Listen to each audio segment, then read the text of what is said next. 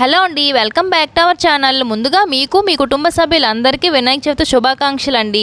వినాయక చవితిని ముందు రోజే ఇల్లు మొత్తం క్లీన్ చేసుకొని మార్కెట్కి వెళ్ళి పూజ కోసం పూజా సామాన్లు, పూలు, పళ్ళు అన్నీ తీసుకొచ్చేసామండి. ప్రసాదం కోసం ముందు రోజు నైటే వినాయకునికి ఇష్టమైన శనగలు నానబెట్టేసి పసుపు గణపతిని అయితే రెడీ చేసుకున్నాం.